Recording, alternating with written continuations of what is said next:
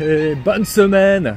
C'est lundi, on est tous très contents de prendre la voiture ou le bus pour se rendre à son travail. Et pour se consoler un peu, on regarde la petite chronique de Bertrand qui est bien le fun sur Vino TV et qui vous fait aujourd'hui l'Italia. En Italie, en fait, plus particulièrement sur la Vénétie. Alors sortez l'ossobuco, le risotto aux champignons et à la pancetta, le parmigiano avec un petit trait d'huile d'olive et bien entendu une bonne fougasse aux olives noires. Je vous ai fait un top 5 des vins vénitiens rouges à moins de 30 $, histoire de se faire un peu plaisir ce soir ou cette semaine. Et on va directement commencer avec une excellente cuvée de Maculan.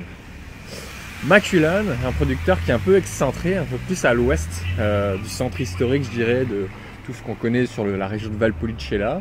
Et si on va un petit peu justement à l'ouest, on a une appellation qui s'appelle Breganze. Et puis Maculan est probablement le producteur qui a su faire connaître cette appellation.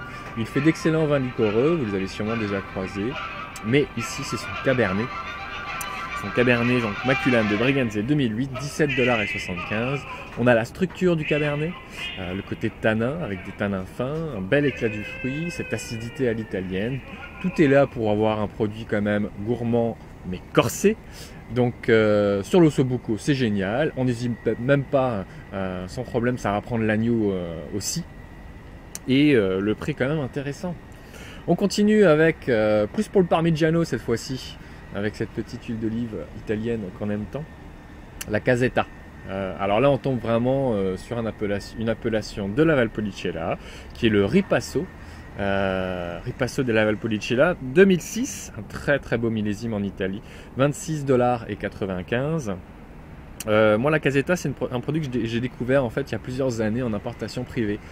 Très intéressant parce qu'on a des notes un petit peu tertiaires, animales, champignons, qui vont justement aller chercher cet accord sur les fromages avec un bel équilibre en bouche. Juste pour la petite info, la notion de ripasso en fait est très très simple. On fait la grande cuvée qui est l'Amarone.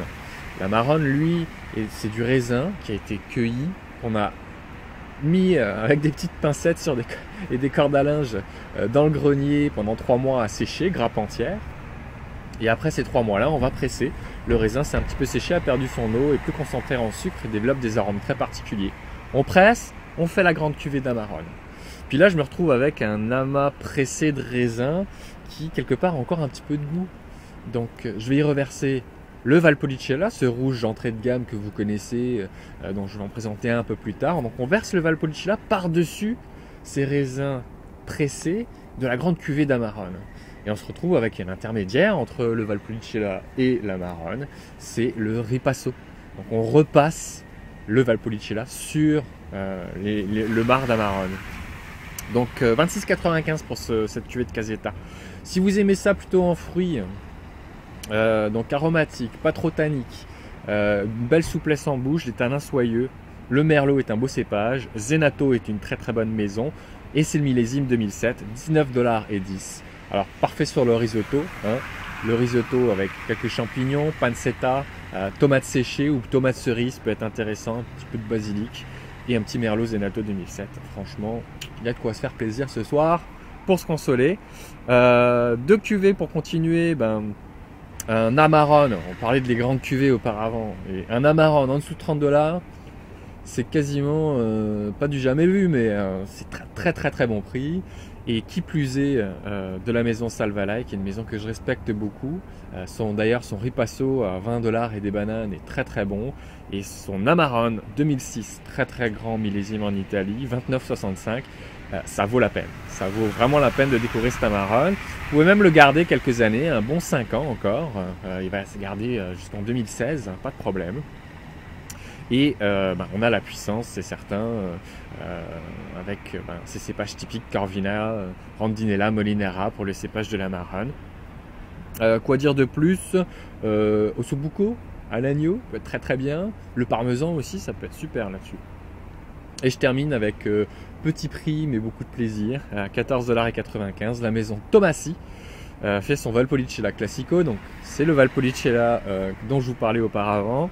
En fruits, pas trop tannique. Moi j'ai une recette typique que vous allez trouver facilement sur internet qui est le Vitello Tonato.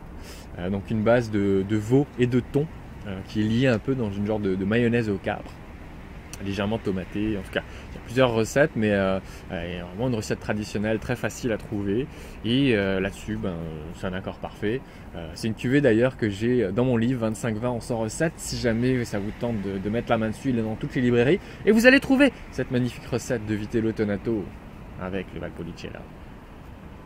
Merci beaucoup de m'avoir écouté jusqu'à maintenant. Vous avez aimé? Mettez un j'aime sur Facebook pour partager ça avec votre entourage. Vous avez des commentaires, vous les marquez tout de suite. Vous avez des questions, vous me les envoyez et j'essaie de vous y répondre et d'en faire profiter toute la communauté. Bonne semaine, bon courage et vive les rouges d'Italie.